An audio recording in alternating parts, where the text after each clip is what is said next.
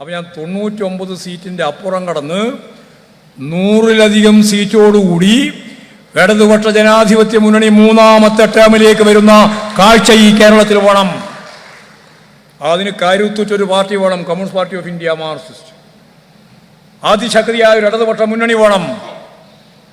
അതാണ് പാർട്ടി ചർച്ച ചെയ്യുന്നത്. വേറെ എന്തെങ്കിലും അല്ലും ചർച്ച ചെയ്യാൻ നിങ്ങൾ ധരിക്കണ്ട. അസംബ്ലി തെരഞ്ഞെടുപ്പിൽ 99 സീറ്റ്, എവിടെ നിന്ന് 123? ഇപ്പോൾ സതീശൻ ഇങ്ങനെ പറഞ്ഞുകൊണ്ടിരിക്കുന്നുണ്ട്, ഞങ്ങൾ അടുത്ത തെരഞ്ഞെടുപ്പ് വരുമ്പോൾ ജയിക്കാൻ പോവുകയാണെന്ന്. മുഖ്യമന്ത്രി കുപ്പായിട്ടിരിക്കുകയാണ്. ഞങ്ങൾക്കൊരാശ്വാസമുണ്ട്, കുപ്പായിട്ടിരിക്കുന്ന ഒരാളൊന്നുമല്ല. എത്രയാളുണ്ട്? മുഖ്യമന്ത്രി കുപ്പായിട്ടിരിക്കുന്ന കോൺഗ്രസ് നേതാക്കന്മാരുടെ എണ്ണം പരിശോധിച്ച് നോക്കിയാൽ ഒരു 5-6 എണ്ണം. കേരളത്തിലെ അസംബ്ലി തെരഞ്ഞെടുപ്പ് വരുമ്പോൾ ചിത്രം അങ്ങോട്ട് മാറും. കഴിഞ്ഞ പ്രാവശ്യം ഞാൻ കണക്ക് കൃത്യമായി കൂട്ടിയത്, ഞങ്ങളെല്ലാം കണക്ക് കൂട്ടിയതാണ്. 123 മണ്ഡലമായിരുന്നു ഞങ്ങൾക്ക് ഭൂരിപക്ഷം ഇല്ലാത്തത്. 19 123 മണ്ഡലത്തിൽ UDF-നായിരുന്നു ഭൂരിപക്ഷം. അവിടെയാണ് തദ്ദേശ സ്വയംഭരണ സ്ഥാപനങ്ങളെ തിരഞ്ഞെടുപ്പ് വന്നപ്പോൾ 75% ഞങ്ങൾ ജയിച്ചത്. അതിനുശേഷം നടന്ന അസംബ്ലി തെരഞ്ഞെടുപ്പിൽ 99 സീറ്റ്, എവിടെ നിന്ന് 123? ഇപ്പോൾ സതീശൻ ഇങ്ങനെ പറഞ്ഞുകൊണ്ടിരിക്കുന്നുണ്ട്, ഞങ്ങൾ അടുത്ത തെരഞ്ഞെടുപ്പ് വരുമ്പോൾ ജയിക്കാൻ പോവുകയാണെന്ന്. മുഖ്യമന്ത്രി കുപ്പായിട്ടിരിക്കുകയാണ്. ഞങ്ങൾക്കൊരാശ്വാസമുണ്ട്, കുപ്പായിട്ടിരിക്കുന്ന ഒരാളൊന്നുമല്ല. എത്രയാളുണ്ട്? മുഖ്യമന്ത്രി കുപ്പായിട്ടിരിക്കുന്ന കോൺഗ്രസ് നേതാക്കന്മാരുടെ എണ്ണം പരിശോധിച്ച് നോക്കിയാൽ ഒരു 5-6 എണ്ണം ഉണ്ട്. ഇതിനിടെ ശശി തരൂർ പറഞ്ഞു, ഞാൻ ആ കുപ്പായി ഇടണമെന്ന് ആലോചിച്ചാണ്, ഇട്ടിട്ടില്ല, കാര്യമില്ല എന്ന് തോന്നുന്നു. ആരാ പറയുന്നത്? ശശി തരൂർ. ഇട്ടുകൊണ്ടിരിക്കുന്ന ഒരാളാണ് VD സതീശൻ. ആ കുപ്പായം തെറ്റിയാണ്. അത് ഒരിക്കലും വിടൂല എന്ന് പറയുന്ന ആളാണ് സുധാകരൻ.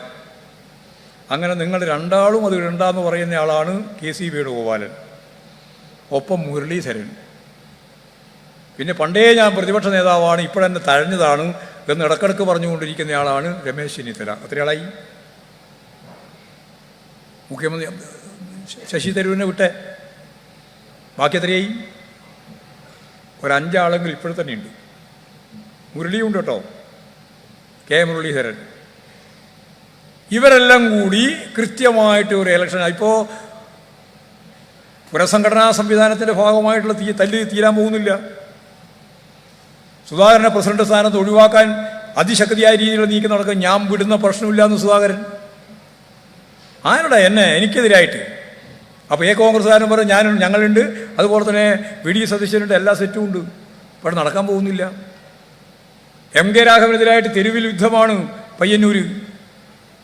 കോൺഗ്രസ് നേതാക്കന്മാർ തന്നെയാണ് അങ്ങോട്ടും ഇങ്ങോട്ടും അടിക്കുന്നത്. ഏതൊരു ജോലി കൊടുത്ത പ്രശ്നം വെച്ചിട്ടാണ്. പിന്നെ മുഖ്യമന്ത്രി സ്ഥാനം വരുമ്പോൾ എന്തായിരിക്കും ചിത്രം?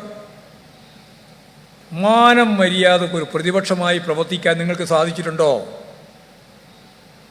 ഇവിടുത്തെ പ്രതിപക്ഷം ഓരോ ഘട്ടത്തിലും പറഞ്ഞത് എന്താ? ഒരു വികസന പ്രവർത്തനവും നടത്താൻ അനുവദിക്കില്ല.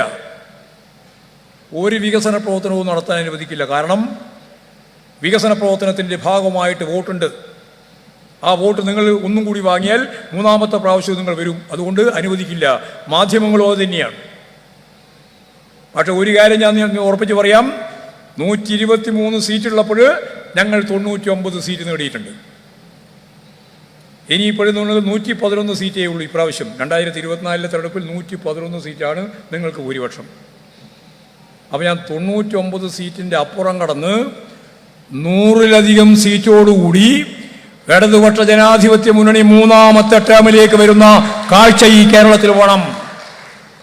അതിന് കരുത്തുറ്റൊരു പാർട്ടി വേണം, communist party of India Marxist. അതിശക്തിയായ ഒരു ഇടതുപക്ഷ മുന്നണി വേണം. അതാണ് പാർട്ടി ചർച്ച ചെയ്യുന്നത്. വേറെ എന്തെങ്കിലും അല്ലും ചർച്ച ചെയ്യാൻ നിങ്ങൾ ധരിക്കണ്ട. ഇതാ ചർച്ച. ഈ ഗവൺമെന്റിനെ മുന്നോട്ടേക്ക് നയിക്കുക, മൂന്നാമത്തെ ടേമിലേക്ക് ഈ ഗവൺമെന്റിനെ കൊണ്ടുവരിക. ഞാൻ നേരത്തെ പറഞ്ഞ ഒരു പുതിയ കേരളത്തെ രൂപപ്പെടുത്തുക, ശക്തിപ്പെടുത്തുക. ലോകത്തോട് മത്സരിക്കുന്ന ഒരു ജനതയെ ഈ കേരളത്തിൽ വളർത്തിയെടുക്കുക. ആ കാഴ്ചപ്പാട് വെച്ച് പ്രവർത്തിക്കുന്ന കമ്മ്യൂണിസ്റ്റ് പാർട്ടി ഓഫ് ഇന്ത്യ മാർക്സിസ്റ്റിനെ അടിമുടി ശക്തിപ്പെടുത്തണം. ഞങ്ങൾ ശക്തിപ്പെടുത്താൻ വേണ്ടി നടത്തുന്ന ശ്രമത്തിൻ്റെ ഭാഗമായിട്ട് നിങ്ങളിൽ നിന്ന് മറച്ചു വെക്കാത്ത കർശനമായ നിലപാടും നടപടിയും ഞങ്ങൾ സ്വീകരിക്കുന്നുണ്ട്, സ്വീകരിക്കുക തന്നെ ചെയ്യും. നിങ്ങൾ വാർത്തയാക്കൂ എന്നുള്ളതുകൊണ്ട് ഞങ്ങളതൊന്നും മൂടി വെക്കാൻ ഉദ്ദേശിക്കുന്നില്ല.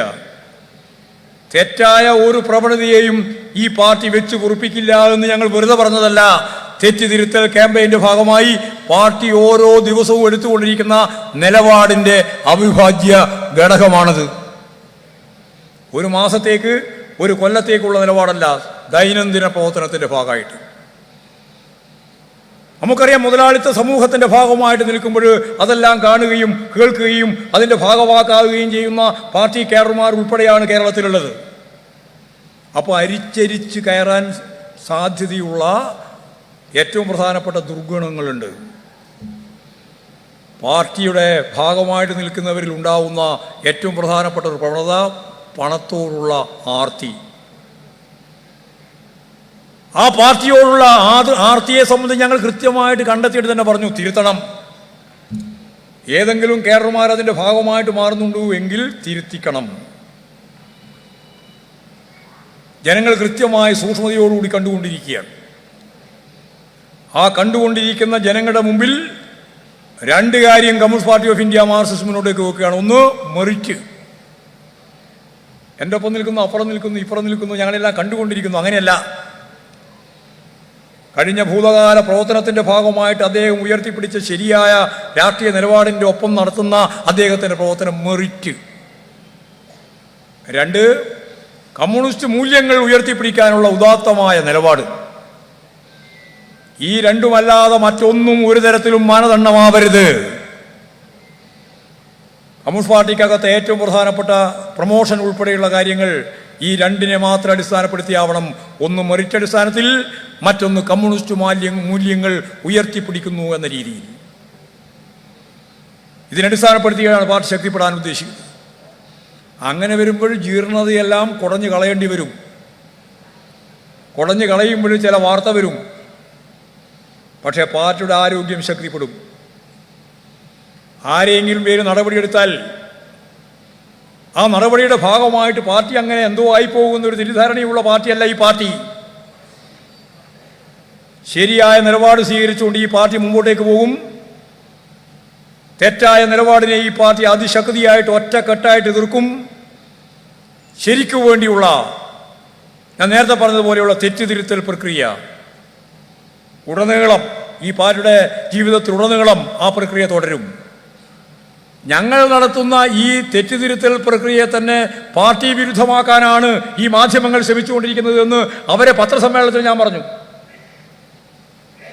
ഞങ്ങൾ നടത്തിക്കൊണ്ടിരിക്കുന്ന തെറ്റുതിരുത്തൽ പ്രക്രിയയുടെ ഭാഗമായിട്ട് ഞങ്ങൾ എടുത്തുകൊണ്ടിരിക്കുന്ന ചില നിലപാടുകളും നടപടികളും അത് കമ്മ്യൂണിസ്റ്റ് വിരുദ്ധ ആശയം ഉൽപ്പാദിപ്പിക്കാൻ വേണ്ടി നിങ്ങൾ ഉപയോഗിക്കുകയാണ്.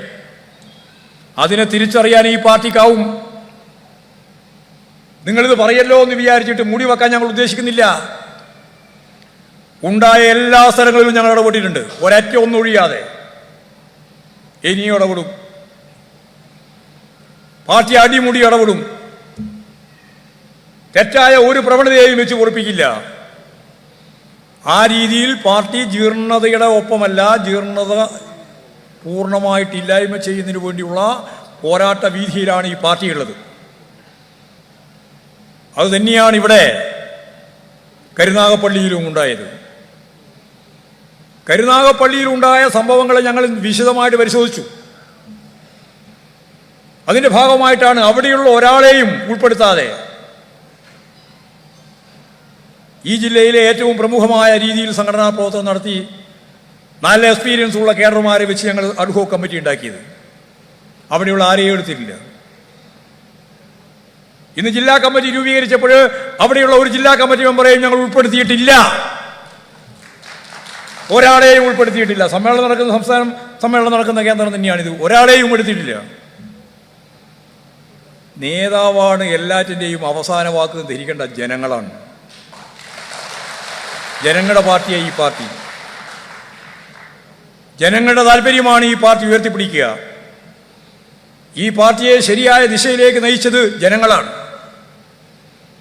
ആ ജനങ്ങളുടെ താല്പര്യത്തോടൊപ്പം ഈ പാർട്ടി മുമ്പോട്ടേക്ക് പോകും. ശരിയായ ദിശാബോധത്തോടുകൂടി ഈ പാർട്ടിയെ മുന്നോട്ടേക്ക് നയിക്കും.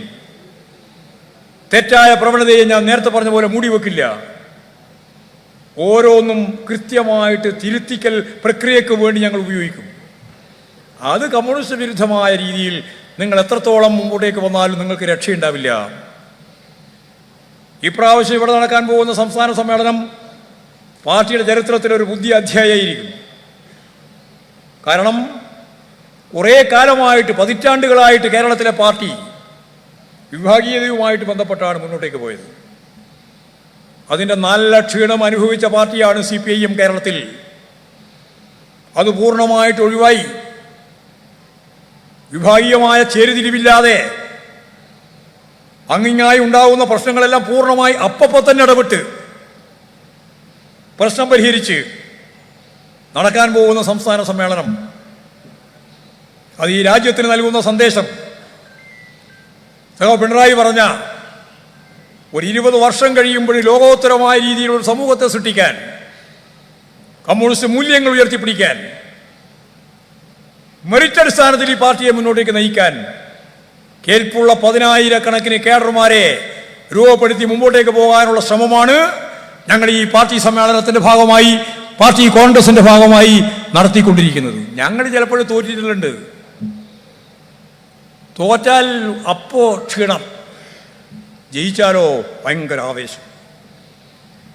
ജയിച്ചാൽ ആവേശപ്പെടുകയും തോറ്റാൽ നിരാശ കൊണ്ട് പണി തന്നെ അവസാനിപ്പിക്കുകയും ചെയ്യുന്ന പാർട്ടിയല്ല CPIM. ഞങ്ങൾ എത്ര പ്രാവശ്യം തോറ്റിട്ടുണ്ട്. ചിലപ്പോൾ നമ്മൾ സഹാക്കൾ മുദ്രാവാക്യം വിളിക്കാറുണ്ട്, തോറ്റ ചരിത്രം കേട്ടിട്ടില്ല. തോറ്റ ചരിത്രമാണ് ഏറ്റവും കൂടുതലുള്ളത് കൊടുത്ത പത്രത്തിൽ.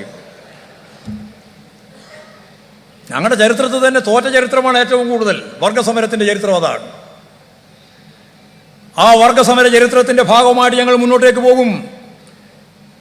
ഞങ്ങൾ ഏതെങ്കിലും ഉട്ടോപ്യൻ സമീപനത്തിൻ്റെ ഭാഗമായിട്ടല്ല. സമ്പന്നർ കൂടുതൽ സമ്പന്നരാവുകയും ദരിദ്രർ കൂടുതൽ ദരിദ്രരാകുകയും ചെയ്യുന്ന മുതലാളിത്ത പ്രതിസന്ധി ലോകത്താകെ, ആ പ്രതിസന്ധി ഇന്നല്ലെങ്കിൽ നാളെ അവസാനിക്കും. ഇന്നല്ല എന്ന് പറഞ്ഞാൽ ഇന്നല്ല, ചിലപ്പോൾ 10 കൊല്ലോ 100 കൊല്ലോ ഒക്കെ എടുക്കും. സാമൂഹ്യ പരിവർത്തനം ഒരു കൊല്ലം കൊണ്ട് സംഭവിക്കുന്നല്ല. 50 ലക്ഷം മുതൽ 80 ലക്ഷം വരെ വർഷത്തെ പഴക്കമുണ്ട് ഈ മനുഷ്യകുലത്തിന്. 50 ലക്ഷം മുതൽ 80 ലക്ഷം വരെ പഴക്കമുണ്ട് ഈ മനുഷ്യകുലത്തിന്. ആ മനുഷ്യകുലം പിന്നിട്ട് വന്ന ഒരുപാട് സാമൂഹ്യ വ്യവസ്ഥകളുണ്ട്.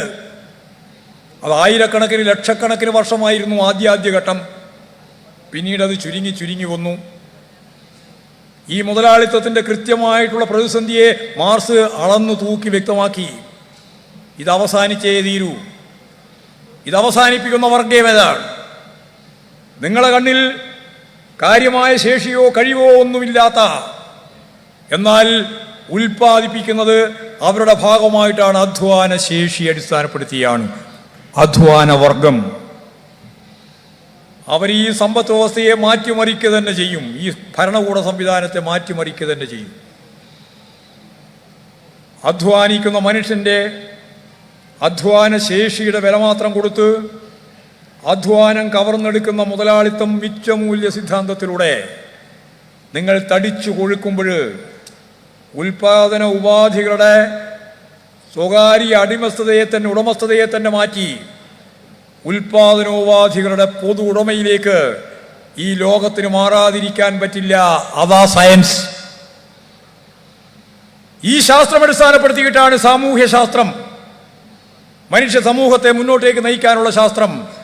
അതാണ് കമ്മ്യൂണിസ്റ്റുകാർ വിശ്വസിക്കുന്ന ഏറ്റവും പ്രധാനപ്പെട്ട വിപ്ലവത്തിൻ്റെ സമീപനം. ഈ വിപ്ലവപരമായ ഉള്ളടക്കത്തോടുകൂടി ഈ സമൂഹത്തെ പ്രവർത്തിപ്പിക്കാൻ, പുനരാവിഷ്കരിക്കാൻ, ഒരു പുതിയ തലത്തിലേക്ക് ഇതിനെ ഉയർത്തിക്കൊണ്ടുവരാൻ കമ്മ്യൂണിസ്റ്റുകാർക്ക് ബാധ്യതയുണ്ട് എന്ന് ശാസ്ത്രീയമായി അംഗീകരിക്കുന്ന കമ്മ്യൂണിസ്റ്റ് പാർട്ടിയുടെ ഭാഗമാണ് ഞങ്ങൾ ഓരോരുത്തരും.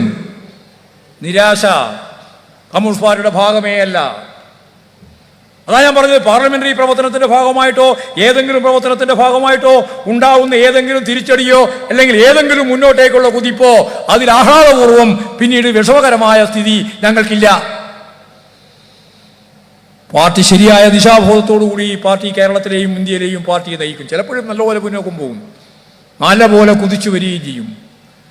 ശ്രീലങ്കയിൽ 3 സീറ്റേ ഉണ്ടായിരുന്നുള്ളൂ അവിടുത്തെ പാർട്ടിക്ക്. അവരാണിപ്പോൾ 2/3 ഭൂരിപക്ഷം നേടിയ പാർട്ടിയായിട്ട് മാറിയത്. കമ്മ്യൂണിസ്റ്റുകാരൻ അവിടുത്തെ പ്രധാനപ്പെട്ട പദവിയിലേക്ക് പ്രസിഡന്റായിട്ട് വരുന്ന ചിത്രം ഇതൊക്കെ വരാൻ സാധ്യതയുള്ളതാണ്. അതുകൊണ്ട് ഞങ്ങൾ നിരാശപ്പെടുന്നവരല്ല. ഇന്ന് ഒട്ടും നിരാശപ്പെടേണ്ട കാര്യവുമില്ല. ആധുനിക കേരളത്തെ രൂപപ്പെടുത്തുന്നതിൽ പ്രവർത്തിച്ച ഏറ്റവും പ്രധാനപ്പെട്ട കരുത്തും ശക്തിയും കമ്മ്യൂണിസ്റ്റ് പാർട്ടിയാണ്. അതിൻ്റെ ശക്തി ഇനിയും വർദ്ധിപ്പിക്കാൻ ഈ പാർട്ടി സമ്മേളനങ്ങളെല്ലാം ഉതകുമെന്ന പ്രതീക്ഷയോടുകൂടി ഈ പൊതുസമ്മേളനം ഔപചാരികമായി ഉദ്ഘാടനം ചെയ്തതായിട്ട് അറിയിച്ചുകൊണ്ട് ഞാൻ എൻ്റെ വാക്കുകൾ ഉപസംഹരിക്കുക.